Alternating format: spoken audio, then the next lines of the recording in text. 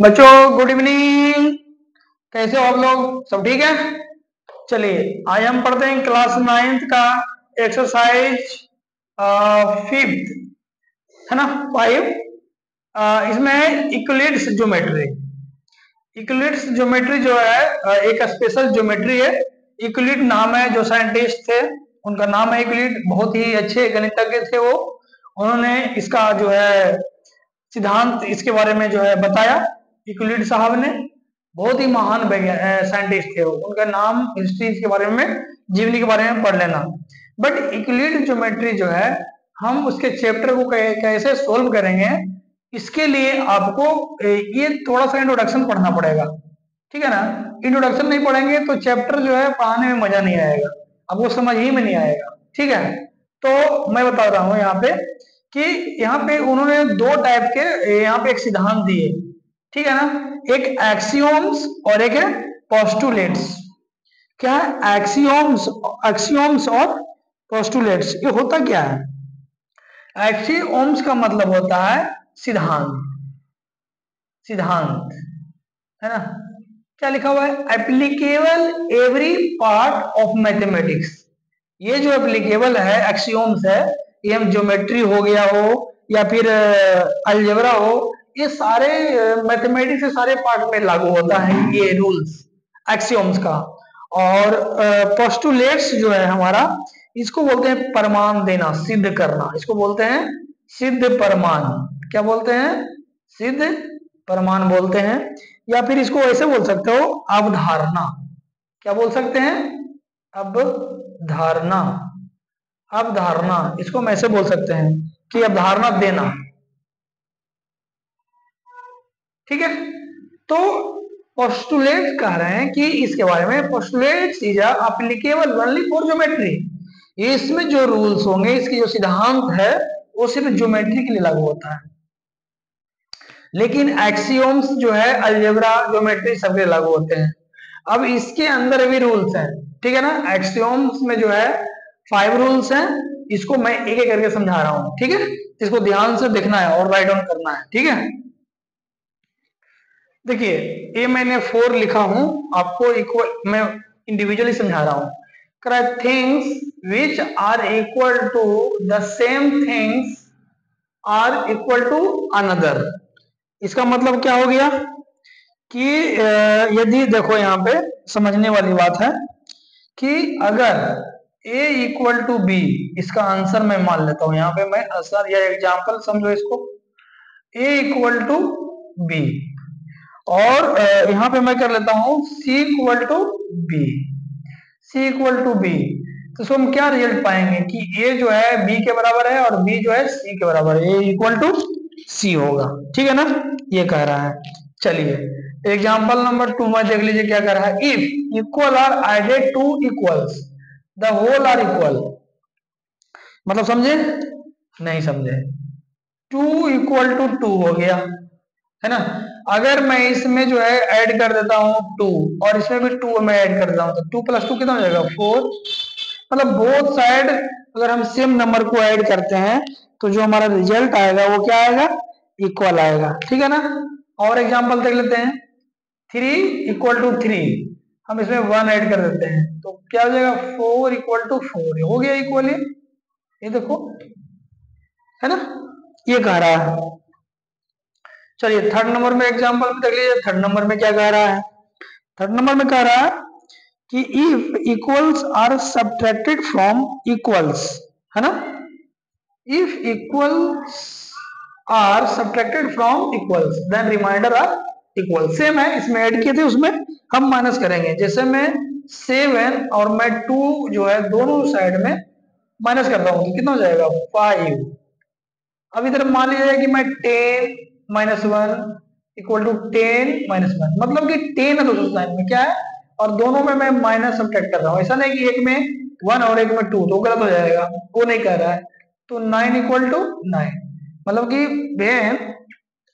we have placed two numbers, the number of 10 and 10, and separated same number in both sides, 1 and 1. 10 minus 1 equal to 10 minus 1, तो कितना हो जाएगा? 9 हो जाएंगे।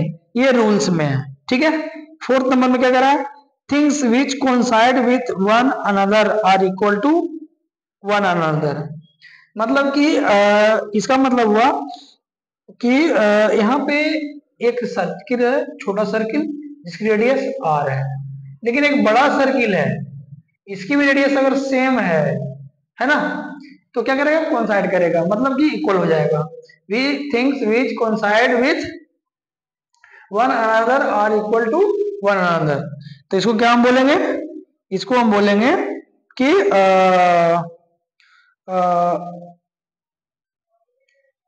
ये दोनों का रेडियस सेम हो जाएगा।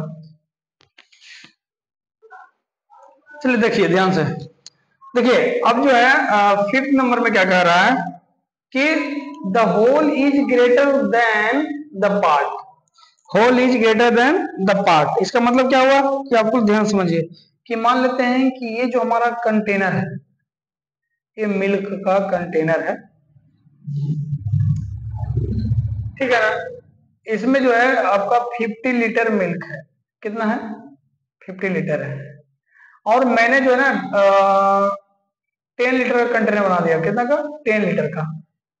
ये जो है 10 लीटर का हो गया, और ये हो गया हमारा 10 लीटर का, और ये हो गया हमारा 10 लीटर का, और ये जो है हमारा, ये भी हो गया हमारा 10 लीटर का। मतलब कि 10-10 लीटर का मैंने 5 कंटेनर लिया, 1 2 3 4 और एक 5। ये कितने के हो गए, ये भी 10 लीटर का। तो ईच पार्ट जो है ना, each part is less than the 50 litre. मतलब कि ये जो कंटेनर है इससे क्या हुआ, इससे सब छोटा ही होगा इंडिविजुअल, तो whole is greater than the part.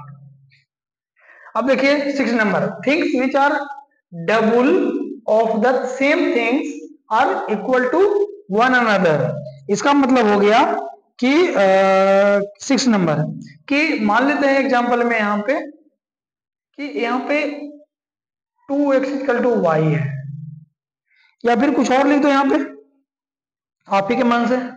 मैं कर दो y equal to z, y equal to z, और यहाँ पे क्या लिखा हूं कि 2x equal to z, 2x equal to z, तो z इक्वल टू 2x हो जाएगा, y इक्वल टू 2x हो जाएगा। इट मीन्स दैट कि y इक्वल टू z हो सकता है कि नहीं हो सकता है, हो सकता है, तो हो सकता है, ठीक है। 7 नंबर जो है लास्ट है, ये अंतिम है, आपका ध्यान से समझना है।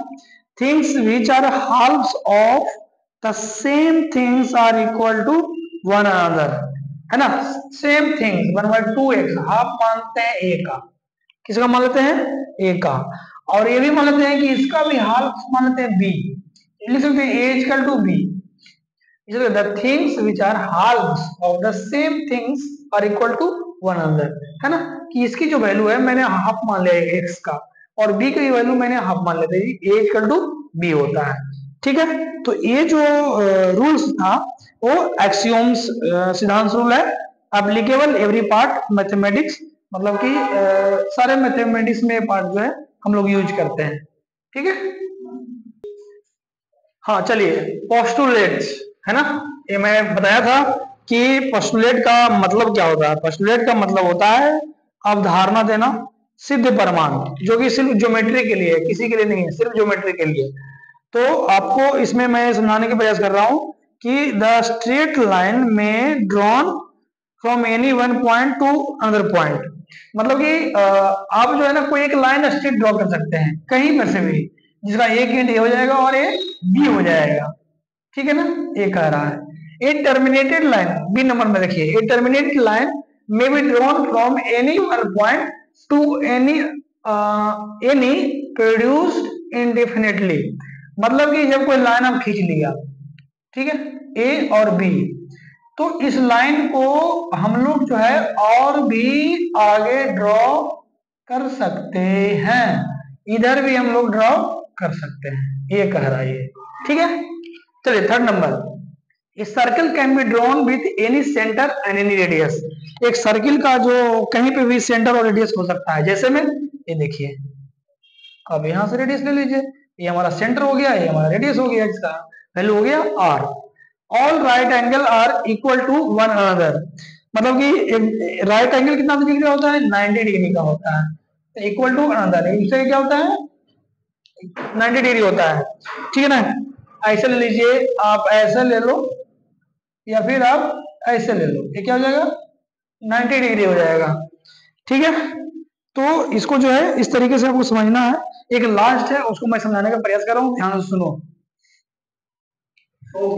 चलिए, ये लास्ट पॉइंट है, कराए if a straight line falling on two straight line, मतलब दो स्ट्रेट लाइन है ना, जो उस पे एक स्ट्रेट लाइन फॉल होता है। जैसे मैं ये मैं मान लेता हूँ, या मैं छोटा ग्राफ बनेगा, बड़ा नहीं बन पाएगा,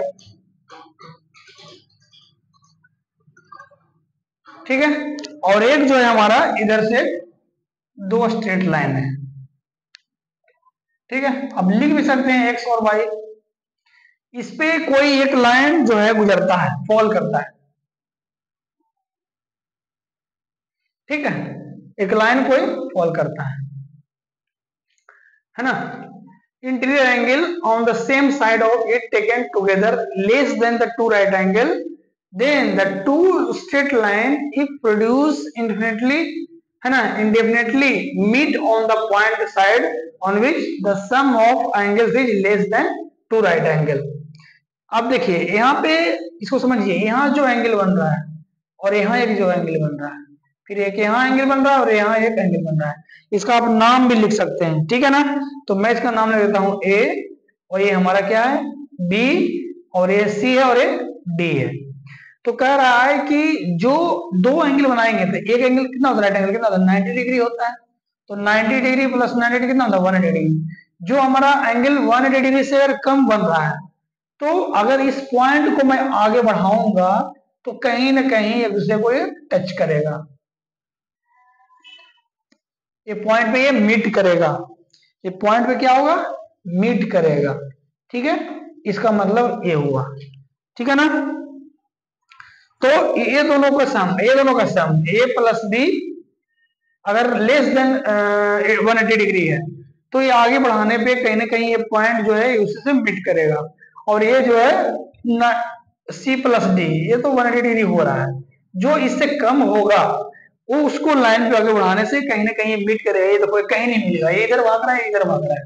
तो less than 180 degree which can be meet on the any one point when we have extending the two line and meet final this point, okay, that's all। ये जो हो गया यूक्लिड ज्योमेट्री का जो है हमारा जो उन्होंने जो सिद्धांत दिए थे, एक्सियोम्स और पोस्टुलेट का, ये दोनों है, ठीक है ना। अब जो है इसी सिद्धांत पे हम सारा चैप्टर, छोटा चैप्टर है, उसको हम सोल्व करेंगे बारी बारी से। इसको समझ लीजिए और आगे मैं सोल्व करूंगा, ठीक है। चलिए, थैंक यू। इंट्रोडक्शन पहले देख लेना है, फिर चैप्टर को आगे समझ के बनाना है, ओके, थैंक यू। चैनल को शेयर कर दीजिएगा, सब्सक्राइब कर दीजिएगा, बेल आइकन को प्रेस करिएगा, और आप लोग जो हैं अपने फ्रेंड लोग को भी शेयर करिए ताकि उनको समझ में आए। Thank you, okay.